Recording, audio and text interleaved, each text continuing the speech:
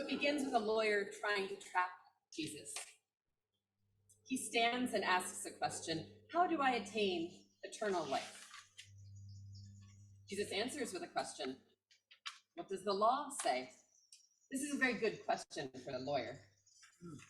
The lawyer states, you shall love the Lord your God with all your heart and with all your soul, and with all your strength, and with all your mind, and your neighbor as yourself.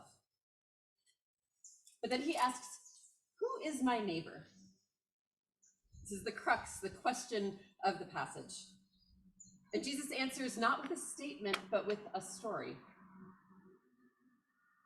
So looking at the story, a man lies badly injured on a road. And we know this road from Jerusalem to Jericho was dangerous. A road with rocky outcroppings on the side. I recently heard Rob Bell speak about this passage, and he said that there's a joke built in because actually the road was quite narrow. So when he was supposed to pass to the other side, there really wasn't an other side. They really would have had to almost step over the man. And two step over the man, the Levite and the priest. And these were the two you would most expect to show kindness and love. They don't. Both Jesus and the lawyer would have known this.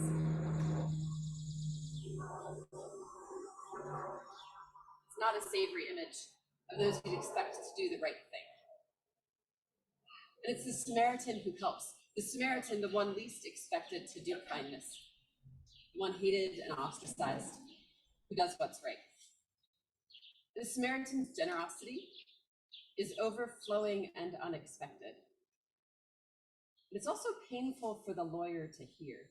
What struck me recently in preparation for this sermon was that when Jesus asks, who is the neighbor, the Samaritan, or the lawyer can't even say Samaritan. He says the one who shows mercy. He can't have the word Samaritan pass his lips. It's got me thinking. I wonder if there are groups or people whose names you have trouble saying. I wonder if there are events that you have trouble talking about. I pose this question only because I do. During and after certain elections and certain events, there are names that I can't bear to say. And Jesus told this story on purpose, knowing that Samaritans were just the people that this lawyer would dislike the most. It was the Samaritan that Jesus called a neighbor. The Samaritan whom Jesus proclaimed the lawyer should, following the laws, love. Loving our neighbor isn't always easy. I know this church practices loving neighbors. In church, we train our hearts to open to the excluded and the marginalized. As a church, we commit to being anti-racist. We commit to loving people of all abilities. We open our arms to the poor and disenfranchised. This is all good. This is the work of the church. But the story of the Good Samaritan calls us to more. Our neighbors are also the ones who completely infuriate us. Our neighbors are also the ones who set our teeth on edge. At least for me, this is often because we see those neighbors as not being neighborly to others. We see actions and rulings that don't care for the vulnerable, that don't love the poor, and that ostracize the marginalized. So anger can be good. It can urge us into much needed action. But as this passage reminds us, anger is not the end. Because what Jesus calls us to again and again is love. And only in moving through our anger, our inability to speak a name, can we come to a place of love. Loving your neighbor isn't easy. And that's why we need the church to practice. to remind one another to stay focused on loving our neighbors, all our neighbors, and to discern how that love calls us into action. So in a moment, we're going to sing hymn 552. It's printed right in your bulletin. And the title is Dire. And the first words are dire. But the words are really good, and I think they really work with this passage. So I'm going to spend the end of the sermon just looking at this hymn so we can be even more prepared to sing it. Because the title is From the Crush of Wealth and Power. And that's not as inspiring as I hope it will be.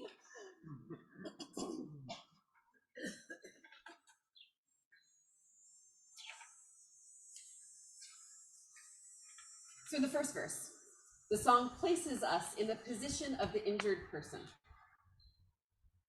It's us who are asking the Spirit to bind our wounds. We're each pleading with a poignant call, bind all my wounds again. So we're the ones who need tending. We don't have it yet at this point of the hymn. No one's here yet. We call and we wait. So in the second stanza, we're now in the shoes, or the sandals, of the Samaritan, looking towards someone in pain, seeing the tending that's needed. But what I find so interesting is that we're still wary. What I love is that it's not just the other person who's in need. We see someone badly hurt and also remember our own pain in this stanza. So if you listen, even now our hearts are wary of the friend we need so much. When I see the pain you carry, shall I with a gentle touch bind all your wounds again? And it ends with a question mark. So then in the third stanza, we come into where we're heading, the work we do together as a community, as a church. When our love for one another makes our burdens light to bear, find the sister and the brother, hungry for this feast we share, bind all their wounds again. So this is what we're called to do, to cross to those who seem so other, and together we're made whole. So finally, the last stanza. It's a reminder. Every time our spirits languish, terrified to draw too near, may we know each other's anguish, and with love that casts out fear, bind all our wounds again. So the fear is on both sides. The need is on both sides. So stanzas go. Bind all my wounds again. Bind all your wounds again. Bind all their wounds again. And then bind all our wounds again. This places us in a lot of different positions in this story. And reminds us that in tending one another, we're made whole. May the love of God that passes all understanding bless you and keep you. As you enter a new day, striving to love your neighbor as yourself.